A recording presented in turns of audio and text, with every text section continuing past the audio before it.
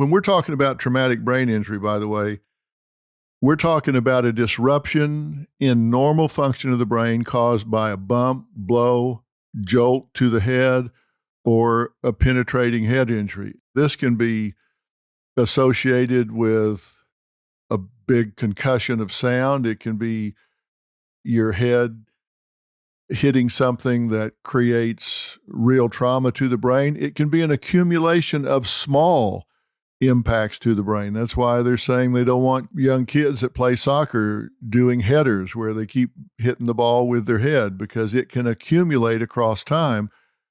Let me tell you, when the brain is disrupted, when the neurotransmitters of the brain are disrupted, then everything is affected, which is why it's so expensive to figure this out. Yeah, your brain is your CPU, and when a lot of people don't realize, it's sort of like Jello. And so when those neurotransmitters, when your brain gets impacted, let's say you're hitting a car from behind, you have what's called the coup. Your brain goes forward and slams into the windshield or the steering wheel, but then it has a contra coup. It comes back, and then the brain starts to swell. Well, guess what? It has nowhere to swell. It has nowhere to go, so it actually crushes those patterns of thinking that you had created in your brain throughout your life. And you can literally suffer from things like aphasia, where you know what people are saying, but you can't communicate that you understand. And so, even though it's a silent epidemic, it's a very real silent epidemic.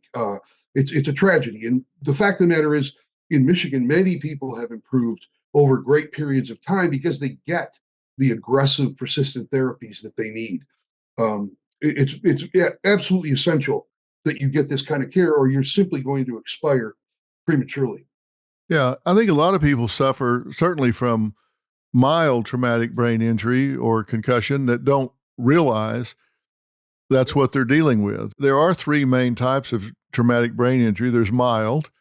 You might experience that when you think, boy, I really took a blow to the head and I was kind of buzzed. There's moderate TBI, there's severe TBI, but there were over 64,000 TBI related deaths in the United States in 2020. And that's about 176 a day that die from brain related injuries. And that doesn't take into account all of those that don't die, but are affected by it. Some of us are affected by it and don't require extreme care, but we notice that our functioning is off, that we're not doing as well. Maybe it hurts your sleep, your ability to function. Maybe you have headaches, and people need to know about this and get evaluated, find out what's going on. Absolutely. And ideally, you'll go to a specialist, like a physiatrist, which are known as physical medicine and rehabilitation specialists. They understand all the indications of the overlays related to brain injury and spinal cord injury and orthopedic injuries. Those all impact your ability to function. Yeah. The research tells us that there are groups that are more likely to have TBI than others: racial and ethnic minorities, service members, and veterans, because they've been oftentimes deployed into war zones. And as I say, sometimes it can just be sound percussion that is so strong that it can impact your brain. People that experience homelessness have a higher incidence of TBI than the general population. Those who are in correctional and detention facilities, survivors of intimate partner violence, and people living in rural areas, most commonly from a fall, firearm-related injuries, and motor vehicle crashes. Or if you've been assaulted, somebody just punches you in the head, hits you in the head with something.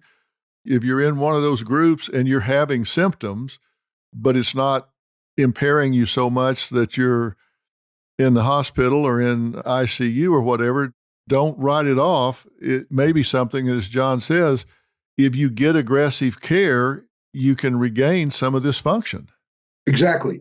The state of Michigan, there was the Department of Defense to do rehabilitation, or decided that they were going to get aggressive about rehabilitation. And they gave away 15 contracts around the country. Michigan got 5 of those contracts.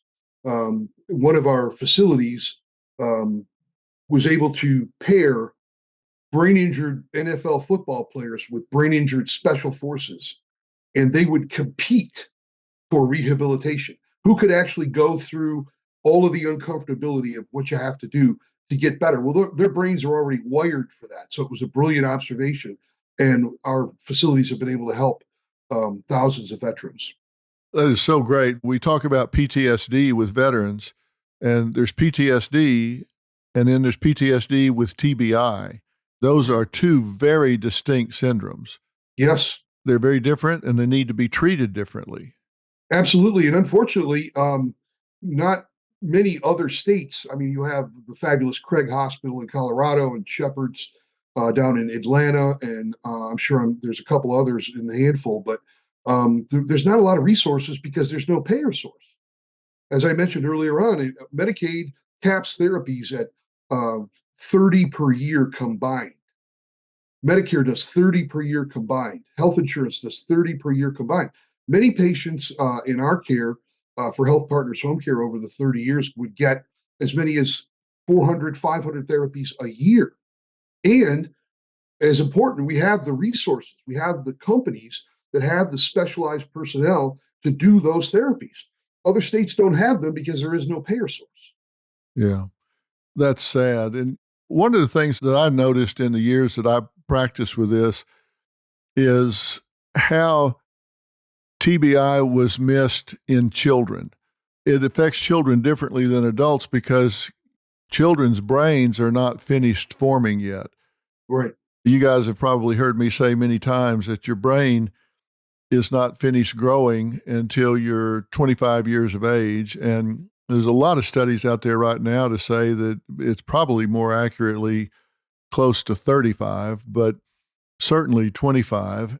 If you've got a child that's out playing and they're running and on the jungle gym and they fall and hit their head, if they have a traumatic brain injury, it can really disrupt their development. It can limit their ability to participate in school activities and other activities. They can experience changes in other areas of their health, their ability to be cognitively efficient. It can change how much they kind of track what's going on in their world and how they are socially.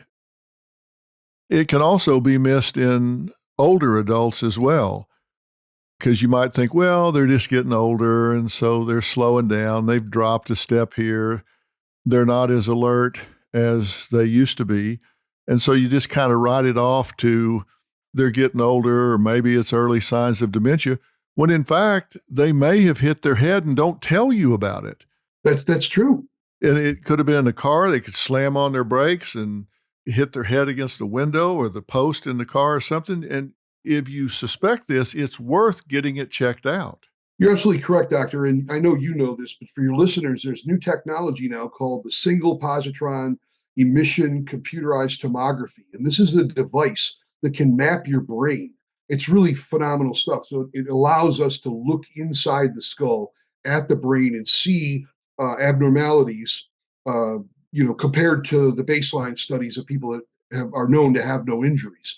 And historically, there was the MRI and the CAT scan, and those are both strong performance technologies. But this new one, the SPECT, SPECT, Right. is really top of the food chain. But if you don't have it in your state because there's no payer source, you're unlikely to be able to get that scan. Well, I work an awful lot with Dr. Daniel Amen with the Amen Clinics, and he has a huge database of SPECT scans. If you can get to an Amen clinic, you can find out an awful lot about your brain and if you have a TBI, and if so, where and how it's performing.